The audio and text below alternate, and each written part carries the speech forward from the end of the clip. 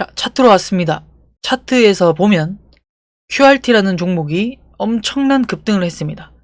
QRT가 급등하기 전에 내가 이런 구간에서 막 사가지고 물리기 전에 내가 좀 밑에서 잡아볼 수 있는, 아니면 또는 흔적을 볼 수 있는 그런 구간이 없었을까? 자, QRT 과거 매집 흔적입니다. 자, 어디 있을까요? 첫 번째, 점 상한가가 나왔죠. 점 상한가가 나왔습니다.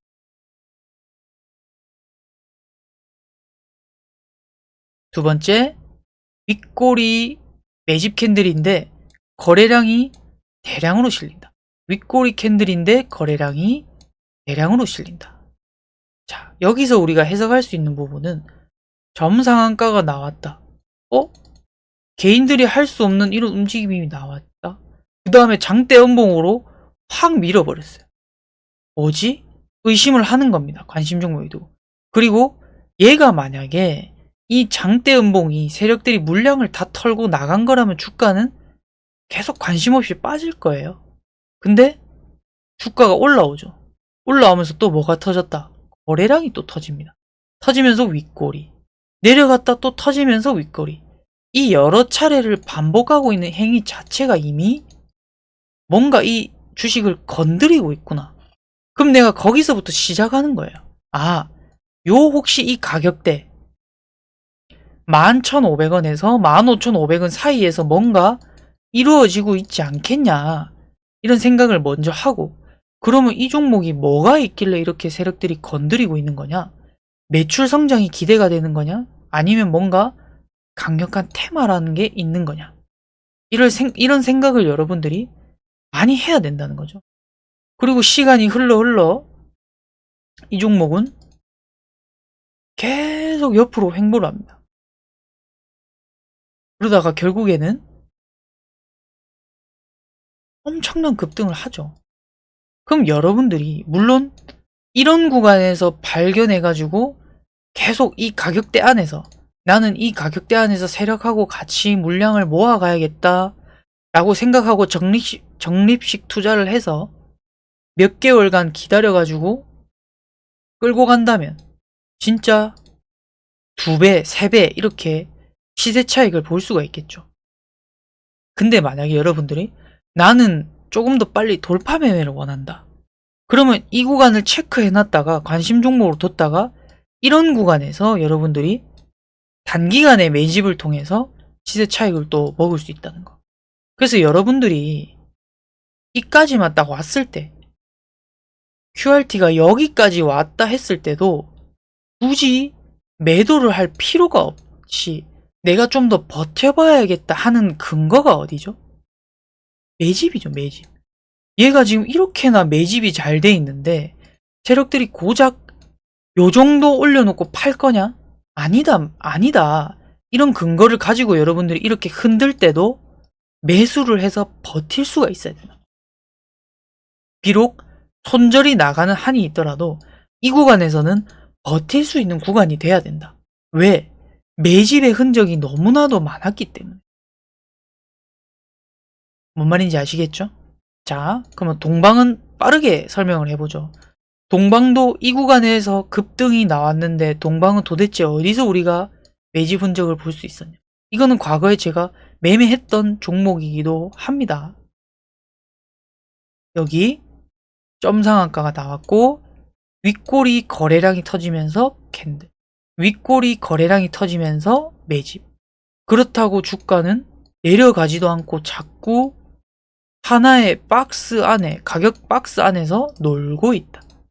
그럼 여러분들이 첫 번째는 모아가는 종목 또는 돌파하는 시점에서 매매를 해볼 수가 있겠다. 그럼 결국 이 종목이 오르락 내리락을 심하게 했지만 결과론적으로 세력이 아주 큰 시세 차익을 보기 위한 하나의 작전에 불과하다. 이렇게 생각을 하셔야 됩니다. 자, 그 다음에 최근에 제가 매매했던 장대 음봉에 대한 부분, 장대 양봉, 장대 음봉에 대한 매집입니다. 자, 어디서 볼 수 있나요? 여기서 거래대금 3,500억이나 터진 장대 양봉. 여기도 거래량이 대량으로 터진 장대 양봉. 그런데 장대 음봉도 나왔죠. 시가 16%나 뛰었습니다. 이거는 세력이 개입됐구나. 심상치가 않다. 이 가격대 안에서 뭔가 매집이 일어나고 있구나. 결국 돌파를 하죠. 이슈까지 붙었습니다. 비트코인 사상 최고가. 그러니까 결국 매집이 돼 있으니까 대장주는 우리 기술 투자가 가져가는 거고, 이 정도에서 끝나지 않고 크게 올라갈 수 있다는 판단을 할 수 있었던 거고, 제가 꾸역꾸역 매도를 해서 익절을 가져갈 수 있었다. 그래서 저는 이 우리 기술 투자는 논외의 이야기지만 이 부분에서 한 번 더 노리고 있거든요. 이 부분에서 너무 급하게 떨어진다면 낙주로 인해서 반등이 나올 수 있겠다. 한 10%에서 15% 정도 반등이 나올 수 있겠구나. 라는 생각을 가지고 있습니다. 일단 우리의 논점은 매집 캔들이 나오면서 급등을 나왔다. 이런 부분. 그럼 우리가 이렇게 급등 나오기 전에, 돌파하기 전에도 충분히 이런 근거를 가지고 미리 선침해를 할 수 있었다. 사조대림을 보겠습니다. 사조대림 어디 있죠? 티가 너무 납니다. 여기. 사조대림. 근데 좀 아쉬운 부분이 거래대금이 작다. 그래서 웬만하면 거래대금이 큰 종목에서 놀아야 된다. 하지만 결국 이 종목도 매집이 됐으니까 위로 상승이 나오더라.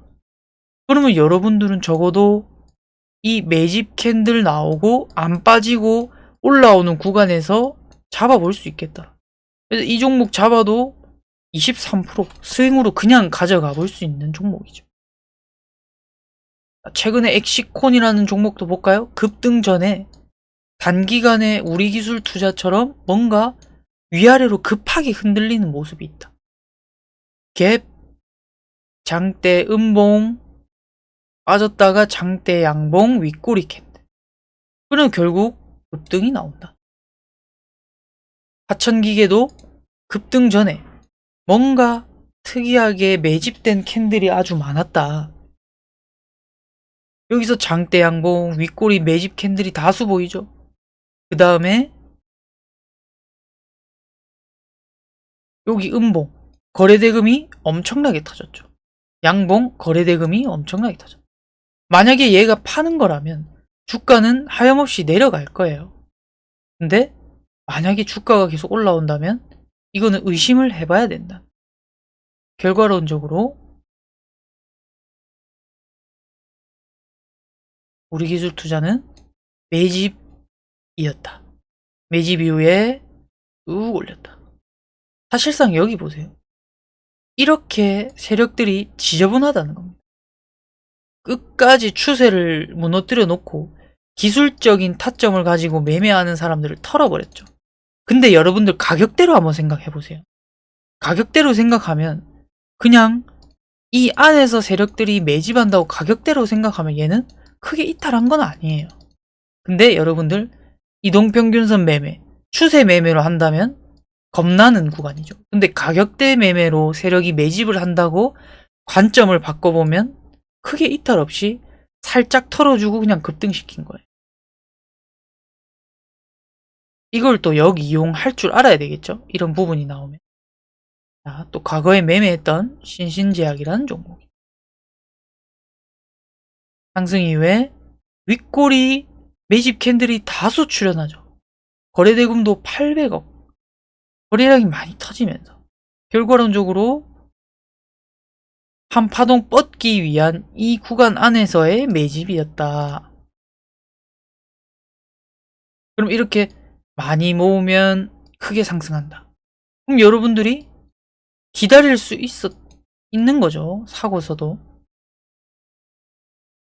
자, 아진에스텍. 최근에 좀 올랐던 아진에스텍이라는 종목인데 이 종목도 보면 주가가 많이 내려온 위치에서 이런 흔적들이 많이 보인다. 그죠? 장대양봉, 윗꼬리. 여기서도. 그럼 결국 이 가격대 안에서 지금 매집이 일어나고 있다는 소리인데 이 가격대 안에서 그러면 세력은 이렇게 몇 개월, 수개월 동안 매집을 했으니까 시세 차익을 보려고 주가를 띄우겠죠. 그런데 우리가 가격대로 접근하고 보니까 아직 덜 터졌네? 이런 관점으로 또 생각을 할 수 있는 거죠. 물론 지금 단기간에 이틀 동안 22%나 올랐어요. 그럼 기준점이 없는 개인 투자자들 입장에서는 얘는 너무 많이 급등을 해버려서 난 못 잡겠는데? 이렇게 생각할 수 있겠죠.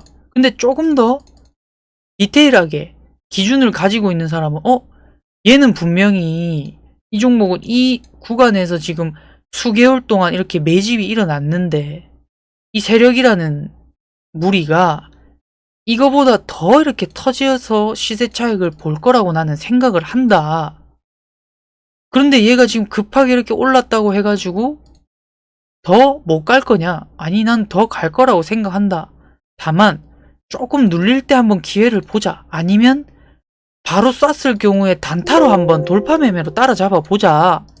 이렇게 여러분들이 계획을 짜야 된다는 거죠. 일봉의 흐름을 보고, 그래서 아진에스텍이라는 종목의 재무 상태도 보고, 아니면 재료의 상태를 보고 이 종목을 돌파 매매로 접근할 건지 스윙을 좀 기다려서 눌림목으로 가져갈 건지 요거를 자꾸 생각을 해야 됩니다.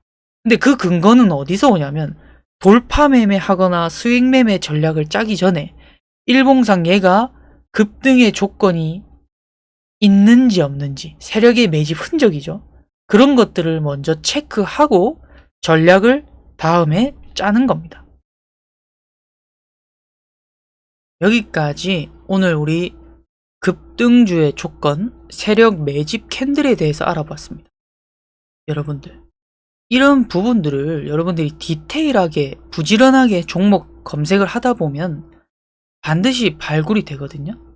거기다가 더해서 차트만 보지 마시고 여러가지 조건들, 다른 조건들도 분석해야 됩니다. 예를 들어서 시장의 주도주인지, 거래대금이 많이 터지는 종목인지, 아니면 매출 실적이 증가하고 있는지, 앞으로 그 업종이 성장 업종이며 주목을 받을 업종인지, 이런 조건들이 충족된다면 여러분은 과감하게 분할 매수를 통해서 물량을 모아가야 됩니다. 그러면 크게 먹을 수가 있어요. 오늘의 그 영상은 단타 매매가 아니라 스윙적으로 모아가는 그런 매매 영상입니다. 그래서 직장인들 또는 내가 단타에 자신이 없고 본인만의 전략이 필요하신 분들은 오늘 공부를 통해서 자신만의 매매 전략을 구축해 보셨으면 좋겠습니다. 오늘 들어주셔서 감사하고요. 다음에도 또 좋은 영상으로 찾아뵙겠습니다. 감사합니다.